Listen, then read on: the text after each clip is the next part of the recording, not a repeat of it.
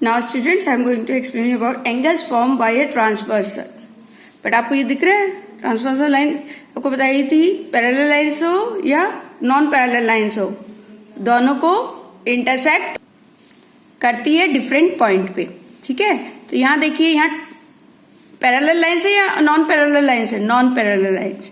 So when two non parallel lines are intersected by a transversal line 8 angles are formed. How many angles? 8 angles are formed. जब दो non parallel lines transversal line से intersect करती है, that mean different point पे intersect कर रही है, so it is transversal line. P is the transversal line.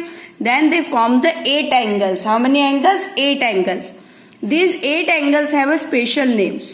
Okay, so we will study about the special names given to these angles. Okay, first ध्यान से देखेंगे interior angles. What are interior angles in this figure?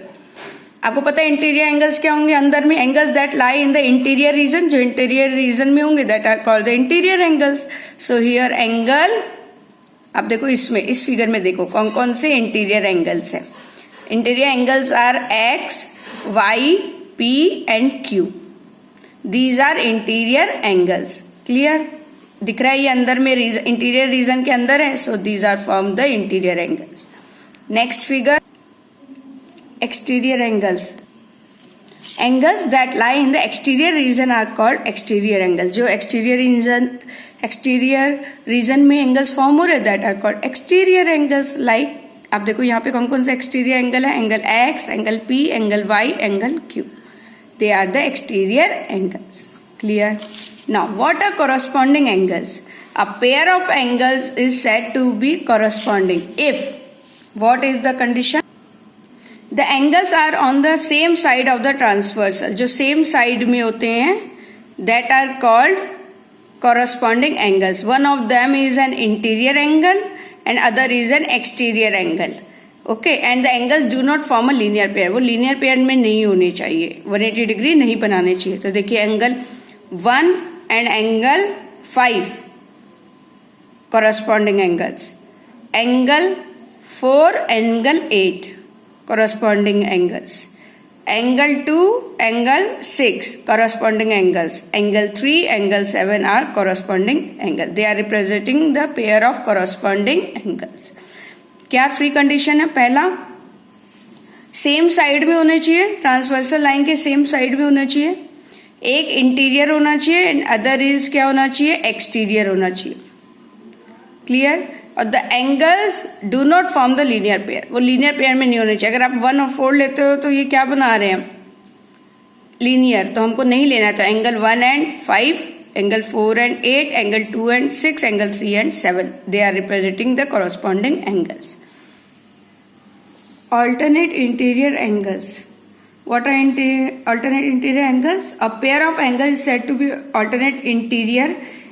क्या होते हैं देखेंगे. alternate interior, interior reason पे तो होने ही चाहिए. अब the angle lie on the opposite sides of a transversal. Alternate means opposite. Clear? The angles lie on the opposite side of the transversal. Clear? Both the angles are interior angles. दोनों interior होने चाहिए. And the angle do not form a linear pair. Linear pair में भी नहीं होने चाहिए. Clear? So angle 1 and क्या है? 2 देखिए अपोजिट है, ठीक है, और इंटीरियर है दोनों, और लीनियर पेयर भी नहीं बना रहे हैं. And angle 3 and 4 they are pair of alternate interior angles. Clear? Next, alternate exterior. Alternate means opposite और एक्सटीरियर मीन्स बाहर होने चाहिए. इसके लिए क्या क्या कंडीशन है अल्टरनेट एक्सटीरियर एंगल्स के लिए? The angles lie on the opposite side of the transverse same as interior. बस इंटीरियर रीजन में होने चाहिए, एक्सटीरियर रीजन में होने चाहिए. The angles lie on the opposite sides of the transversal. Both the angles of the pair are exterior angles होने चाहिए. And the angle do not form a linear pair नहीं बनाने चाहिए. तो angle 5 and angle 6 one pair of alternate exterior angles, and angle 7 and angle 8 the another pair of alternate exterior angles. So both angle 5 and angle 6 and angle 7 and 8 they represent the pair of alternate exterior angles. Clear? आपको condition दिमाग में रखनी है. Next, co-interior angles. What are co-interior angles? Co-interior angles are the interior angles, सबसे पहले तो interior word ही है, which are on the same side of the transversal. Same side होने चाहिए और दोनों ही इंटीरियर होने चाहिए. तो angle X and angle Y, ठीक है, and angle P and angle Q are the pair of co-interior angles. Again बोल रहे हैं इंटीरियर एंगल्स होने चाहिए जो सेम साइड में हो ऑफ द ट्रांसवर्सल लाइन के. Understood? I hope you understood about these all terms, and these all terms are very important. Interior angles, exterior angles, corresponding angles, alternate interior angles, alternate exterior angles, co-interior angles. These terms are very important. So be clear about them. What are them? Clear? Next example. In this adjacent figure, आपको fill in the blanks करना है. Angle 2 and dash are alternate interior angles. Alternate means opposite और interior होने चाहिए, linear pair नहीं बनाना चाहिए, उनकी पूरी प्रॉपर्टी आपको लर्न होनी चाहिए. तो एंगल 2 है तो एंगल 2 का अपोजिट एंगल एंगल 8 भी है और ये भी क्या है, इंटीरियर है.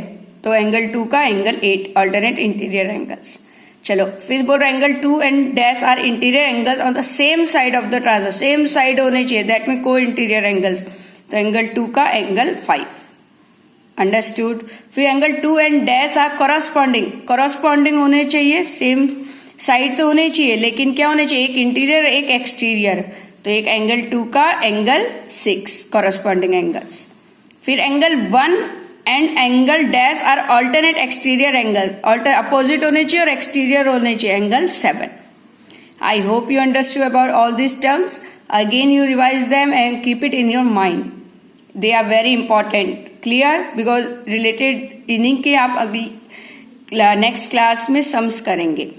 Okay? So keep it in your mind. Kindly pay attention and keep all the vocabulary, all the terms with their properties. You should keep it in your mind.